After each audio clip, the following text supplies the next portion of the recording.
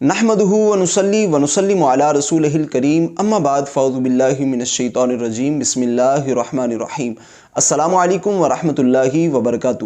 ناظرین، آج ہم بات کریں گے 26 دسمبر کے حوالے سے۔ جیسا کہ آپ کو پتہ ہوگا کہ 26 نومبر کو ایک مناظرہ ہونا تھا مفتی حنیف قریشی صاحب کا اور مرزا محمد علی انجینئر صاحب کا۔ تو خیر وہ مناظرہ تو نہ ہو سکا، مرزا جیلمی نے راہ فرار اختیار کی اور وہ مناظرہ نہ ہو سکا، لیکن 26 نومبر کے اگلے دن یعنی 27 نومبر کو مفتی ظاہر نعمانی جلالی صاحب کی طرف سے مفتی حنیف قریشی صاحب کو مناظرے کا چیلنج ہوتا ہے۔ اور مناظرے کا چیلنج اس لیے ہوتا ہے کہ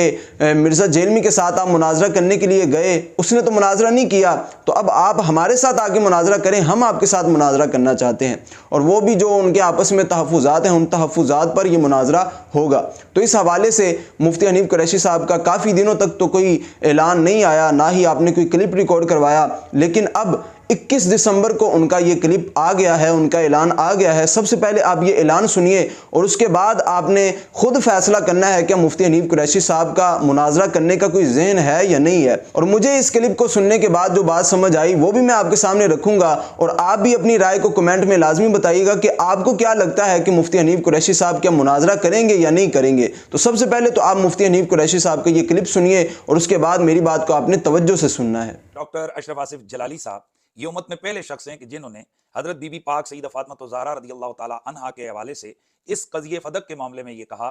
کہ جس وقت وہ فدق کا مطالبہ فرما رہی تھیں، مانگ رہی تھیں، تو اس وقت غلطی اور خطا پر تھیں۔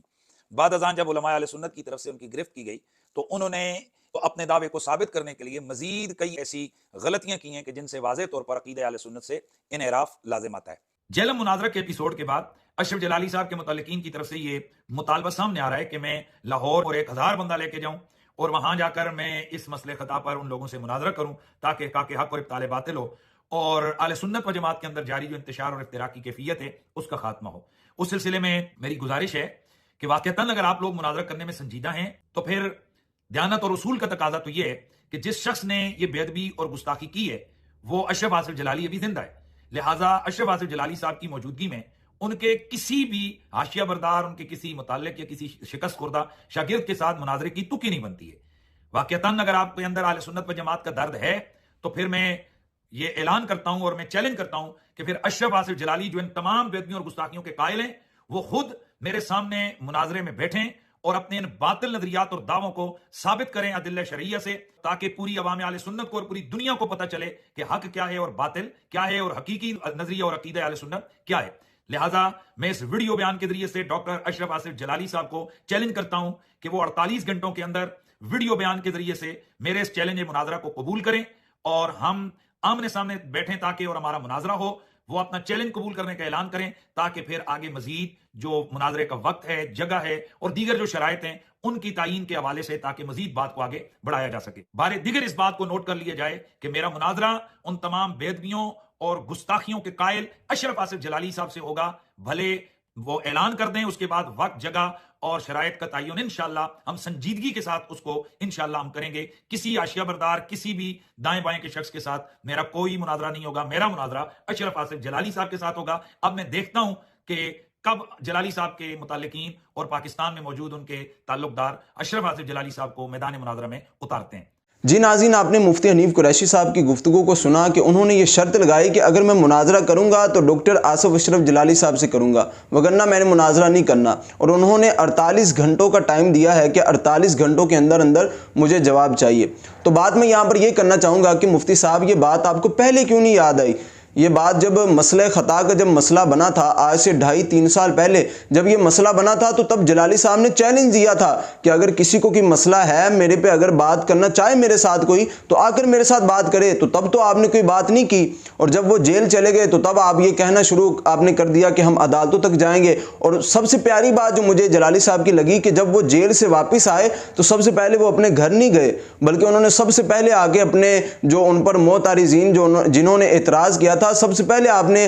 آگے ان کو یہ جواب دیا تھا کہ اب بھی اگر آپ کے میرے ساتھ کوئی گفتگو کرنا چاہے تو میں تیار ہوں گفتگو کرنے کے لیے، لیکن اب جب وہ علیل ہیں، بیمار ہیں، ان کا آپریشن ہوا ہے، تو اب جب آپ پتہ چلا ہے آپ کو، تو اب آپ نے آگے یہ شرط لگانا شروع کر دی کہ ہم جلالی صاحب کے ساتھ گفتگو کریں گے۔ آپ کو پتہ بھی ہے کہ جلالی صاحب گفتگو نہیں کریں گے، کیونکہ وہ تو علیل ہیں، وہ تو بیمار ہیں، ڈاکٹروں نے انہیں منع کیا ہے کہ آپ علمی مباحث سے، آپ بیانات اور آپ درس و تدریس وغیرہ سے ڈاکٹروں نے تو منع کیا ہے، اور وہ تو یہ علمی مباحث سے کریں گے بھی نہیں۔ اور جب جلالی صاحب نے اپنا نمائندہ مقرر کر ہی دیا ہے ظاہر نعمان جلالی صاحب کو کہ جب اس کی ہار میری ہار، اس کی جیت میری جیت، تو آپ کو بیٹھنا چاہیے۔ اور میں بھی یہ چاہتا ہوں کہ آپ آپس میں بیٹھ کے جو آپ کے آپس کے تحفظات ہیں، آپ ان کو مل بیٹھ کے ان کو حل کریں، تاکہ جو ہماری عوام ہے جو دو گروہوں میں بٹ گئی ہے، وہ آپس میں ان کا اتحاد ہو جائے۔ آج آپ کو پتا ہوگا کہ کچھ لوگ ایسے ہیں جو مفتی حنیف قریشی صاحب کے ساتھ ہیں، اور کچھ لوگ ایسے ہیں کہ جو مفتی ظاہر نعمان جلالی صاحب کی سائیڈ پہ ہیں۔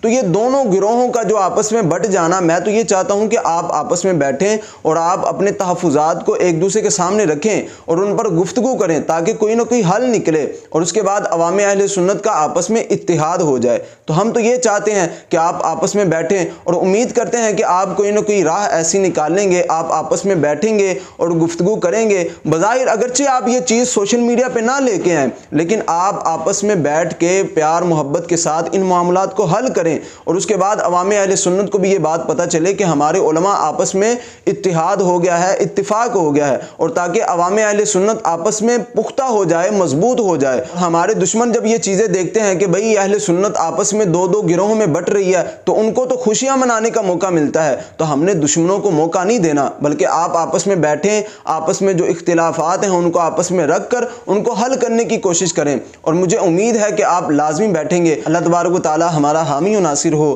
السلام علیکم ورحمۃ اللہ وبرکاتہ۔